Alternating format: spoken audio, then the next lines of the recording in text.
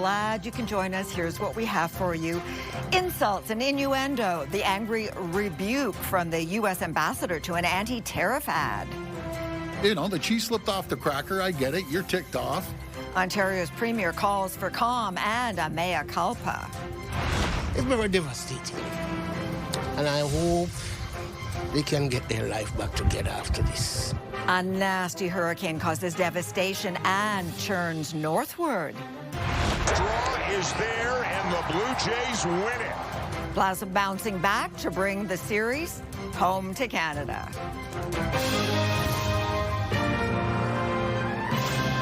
CTV National News with Sandy Ronaldo. And we begin with politicians and diplomats behaving badly. Not only is Donald Trump freezing out Mark Carney over Ontario's anti-tariff ad, now his representative to Canada, Pete Hoekstra, reportedly used rather undiplomatic language when he lashed out at a provincial official. CTV's Abigail Beeman now on the ambassador and the tempest over trade. Hey, Abigail. Sandy, this is all about an apparent unpleasant incident here in Ottawa Monday night. Sources tell us the U.S. ambassador to Canada swore and hurled insults at Ontario's trade representative. At Ottawa's National Gallery, an exchange at an event is now getting national attention. Two Ontario government sources tell CTV News the province's trade representative David Patterson stayed calm as U.S. ambassador to Canada Pete Hoekstra laid into him with insults and bad language. Come on, Pete, you've been around for before Moses. Call the guy up and apologize. Let's start getting back on track. The two central characters aren't talking, but the premier weighed in classic Doug Ford form. The cheese slipped off the cracker. I get it. You're ticked off. But call the guy up because you're a good guy, and Dave's my champion. America's jobs and growth are at stake. The dressing down apparently over this Ontario ad featuring Ronald Reagan. The current president cites it as the reason to tear up trade talks. He wants someone who will yell and stamp their feet in the same way that he does. It's important for Ambassador Hoekstra to be seen as swearing and cursing and losing his temper because he wants the president of the United States, his boss, to see that that's how he's conducting himself. While the premier sticks to targeting a U.S. audience, writing in the Wall Street Journal he admires Reagan, and the ad was meant as an encouragement to embrace what has made our nations great. What do they expect me to do? Sit back and roll over like every other person in the world? I'm going to fight like I've never fought before. This whole good cop, bad cop thing, that's totally bogus. We're dealing with Donald Trump. This is not some TV movie. The ad and the incident sparking chatter in the halls of power. Your grandmother told you not to use the F word, right? He's entitled to his opinion. I would say maybe it indicates it was a pretty effective ad. The U.S. ambassador's office is declining any comment on this story, including what Hoekstra thinks about the premier's call for an apology. Sandy? Okay, Abigail, thank you. Now, no fireworks as Mark Carney and Donald Trump sat opposite each other at a leaders' working dinner in South Korea today, face-to-face for the first time since the U.S. president abruptly cut off trade talks with Canada. CTV's Judy Trin now on the tension and attempts at making peace. A red carpet welcome for the Prime Minister. As Air Force One loomed on the tarmac, Mark Carney was whisked away for a dinner invitation by South Korea's president. There was no denying who was the guest of honor.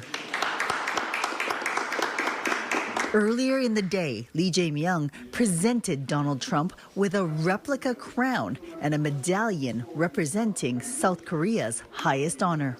Carney and Trump didn't engage each other during the photo op before dinner, but at the table, they pointed to each other in acknowledgement, and Trump briefly locked eyes with Carney after the toast.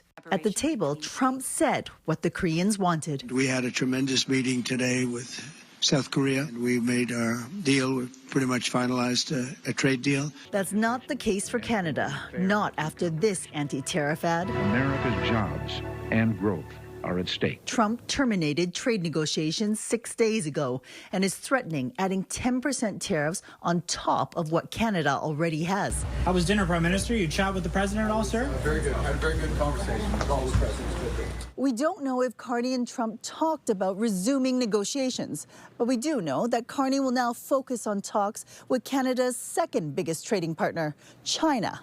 That takes place Friday. Judy Trin, CTV News, Gyeongju, South Korea. Well, Donald Trump's trade war with Canada and our weak economy led to a cutting of the Bank of Canada's trend-setting lending rate, now at 2.25%. CTV's Annie Bergeron-Oliver digs deeper into what was the bank's widely expected decision. Hey, Annie. Sandy, the central bank says the trade war is fundamentally reshaping the economy and that it will leave lasting scars. The Bank of Canada delivering a bleak outlook today, slashing growth projections as tariffs drive up costs for businesses and fuel uncertainty. Part of it is structural. The U.S. has swerved to protectionism. It's harder to do business with the United States. That has destroyed some of the capacity in this country. The bank is projecting Canada will narrowly avoid a recession with growth just 0.75% for the second half of 2025, and the economy overall 1.5% smaller by the end of 2026 than initially forecast. To help ease the trade shock, the central bank has cut rates to 2.25%. There's nothing to cheer about here. I think we're lowering interest rates because the economy is under immense strain. For now, the bank suggests it's done lowering rates as long as its growth forecasts don't change and inflation remains around 2%. But with unpredictable trade policies south of the border, experts say change can happen fast. If U.S. policy stays where it is, then we can have a little more confidence in these kind of projections. But of course, the president can wake up on the wrong side of the bed and suddenly Canada's in a recession. Macklem acknowledges that there's not much more the bank can do now to put Canada's economy back on a better trajectory. That's why experts say they'll be watching closely to see what policies and how much spending the government puts in next week's budget. Sandy? Okay, Annie, thank you. By the way, we'll have more on what seniors want from the budget later in this newscast. Now, people in Jamaica are assessing the destruction today left by Hurricane Melissa, the powerful storm that has left at least 25 people dead. Yesterday was horrible, horrific, terrifying, the worst day of my entire life, the worst experience of my entire life. It was horrible. We absolutely don't know how we're going to recover from this, honestly. Drone footage captured the extent of the damage after Melissa made landfall yesterday as a catastrophic Category 5 storm. More than 75% of the country was without power today and water and cell service cut off in some areas. Now, officials hope to reopen Jamaica's airports tomorrow to help with distributing much-needed aid. That can't come soon enough for Canadians with family in Jamaica. CTV's Alison Hirsch spoke to members of the community after the island took a direct hit from that monster hurricane. Alison. Sandy, we've been speaking with many people here in Little Jamaica, and most of them are telling us they haven't been able to get in touch with family yet after Hurricane Melissa's destructive force took out telecommunications. Michael Ryan watches the catastrophic destruction and devastating aftermath of Hurricane Melissa that pummeled Jamaica. It's terrible. It's terrible. Crazy, crazy, crazy. I've never seen nothing like that. Ryan's niece lives in Kingston, which was spared the worst of it. But he says it's hard to see what happened to the places he used to call home. And I see what's going on in Old Harbour Bay. Those are my kids' playground, down at those places. You know, I used to go to the beach with my mom to sell fish and buy fish. And when I see what's happening to Old Harbour Bay, it shook me up. Tyrone Hamilton says he's been trying to reach his son and daughter, but so far nothing is getting through. Very anxious and worried. Videos sent to him from his sister show the airport near his home destroyed and a street turned into a river. I really can recognize it just flatten out, just like the house top all flatten out, So everybody house top leaking, so no aid there right now. The Jamaican Prime Minister has declared the entire country a state of disaster, with homes submerged in water, others completely ripped apart, and infrastructure down. Folks in Little Jamaica are directly connected to people in Jamaica. Relatives, families, friends, loved ones. I mean, it's really hard, and it's nerve-wracking and it's scary. To help with relief, Anika Mark with Little Jamaica Community Land Trust has partnered with Reclaim Rebuild Eglinton West to organize a hurricane relief donation drive in the neighborhood on Saturday. Some of the donations that we're going to need are clothing supplies, baby supplies, first aid kits, hygiene kits, batteries and flashlights. All to help those now dealing with the cleanup. When I see the roof flying off and cars underwater and stuff, I'm just hoping, and gators are loose in the water, right? So I'm just hoping that they're okay. He's been trying to reach his 3 brothers and extended family ever since. My heart goes out to them, and I'm just praying that they're okay. They're okay. I'll keep on trying to reach out to them.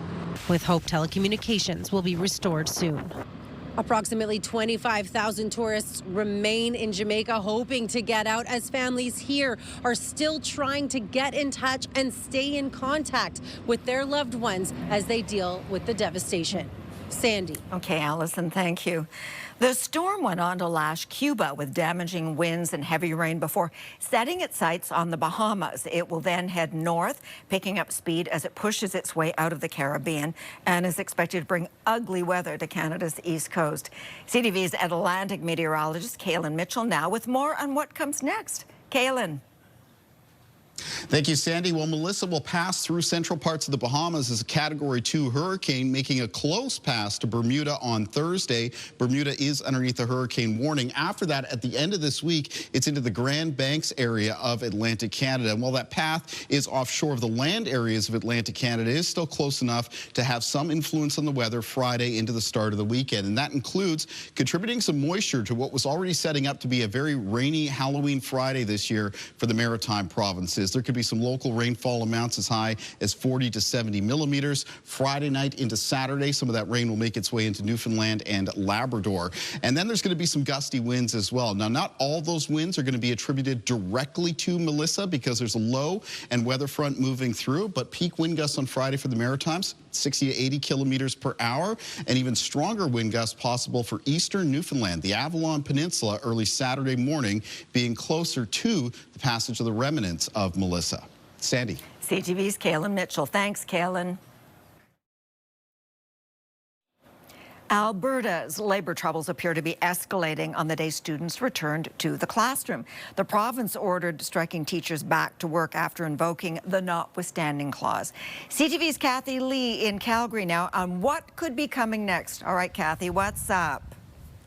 Sandy, the president of the Alberta Federation of Labour announced today that it will begin the process towards a potential general strike if necessary, saying that it had no choice but to respond to an unprecedented action with an unprecedented response. The reference is to the Alberta government invoking the notwithstanding clause to force teachers who had been on strike since the start of this month back into the classrooms. Today is the first day back for tens of thousands of educators and hundreds of thousands of students. Me and a lot of other parents and students feel as though that we have been ignored. The notwithstanding clause violates certain constitutional rights and freedoms to allow the government to pass the back to work legislation. It also blocks the teachers union from taking the province to court, but the ATA has said it will still explore any legal options possible.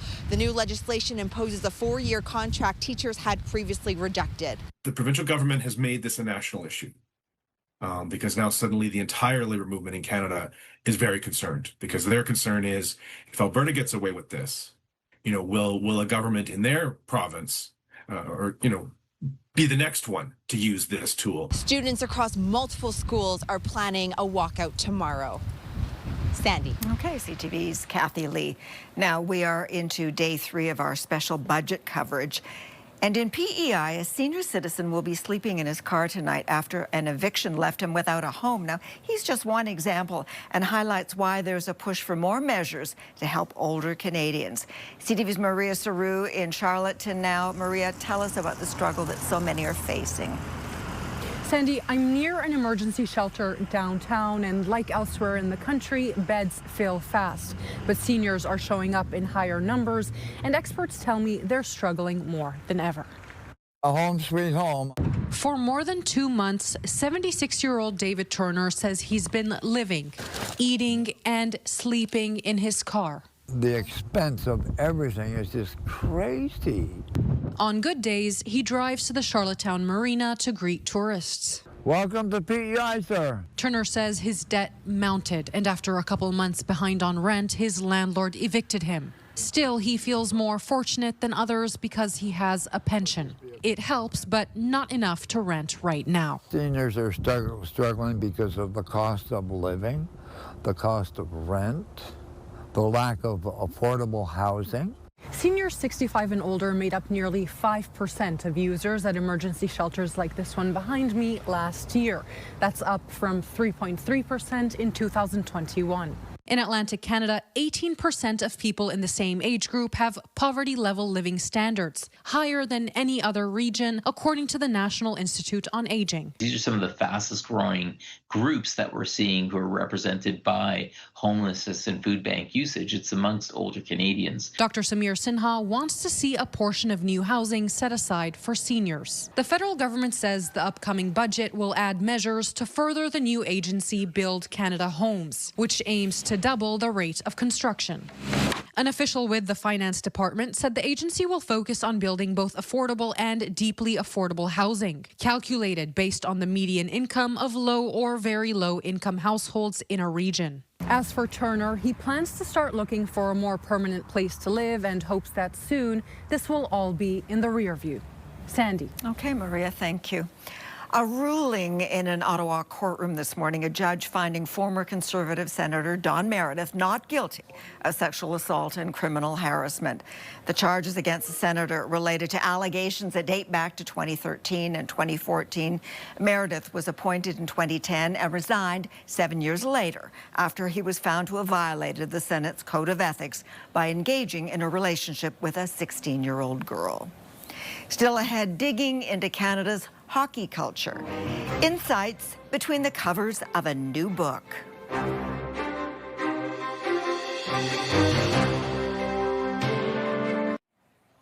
For years, TSN journalist Rick Westhead has investigated Canada's troubled hockey culture. Now, he's been breaking stories on sexual misconduct, bullying, transparency, and accountability in amateur sports. It led him to write a book called We Breed Lions. Now, that's to be released on November the 4th, and Rick is with us today. Okay, so Rick, break it down for us. What really compelled you to write this book? Well, even before the 5 hockey players were charged in London, Ontario with sexual assault, I was trying to grapple with the question of, how we got here with so many of these cases of alleged misconduct that I've covered. And I wanted to look deeper into the elite minor hockey system and the junior hockey system, where so many boys are leaving their homes and going to live with billet families hundreds of miles away from their families. And I was wondering whether the system that we've created for junior hockey really helps players to become the best versions of themselves. And so this reporting for this book is really rooted in the stories of players I talked to. I reached out to many, many young men in their 20s who'd been through the junior hockey experience, and I wound up interviewing 58 junior players who've played the game at that level in the last 10 years. Now, you and I have talked extensively about the culture of hockey. Is there a better version? Is there the will to create a better version? I'm an optimistic person by nature, so I hope so. And there are programs that I spotlight in this book, talking about a path forward, right? Where hockey coaches are really making an effort to bring in people who are experts in this at helping, young players learn the right behavior. We've been here before. There's been scandals in the 1990s, like Sheldon Kennedy's comes to mind. And for a moment in time, the public's attention is fixated on this issue, but then the news cycle changes and we sort of forget it and move forward. I think the real question here is going to be whether the government has the will to force organizations like Hockey Canada, provincial hockey federations, and other sports organizations to be more transparent and more rigorous about the sanctions they issue to people for misconduct, so there is transparency and true accountability. Okay, Rick, as always, so good to talk to you. Thank you. Now, this would be a perfect time to start the countdown clock for the Winter Olympic Games, with a big event now just 100 days away. Take a look. There is the clock as Milan, along with the town of Cortina, will play host the first time in 20 years for Italy. The games run from February 6th to the 22nd. After the break, staying with our sports theme here, Jay's Fever goes global, why this World Series is really a worldwide event.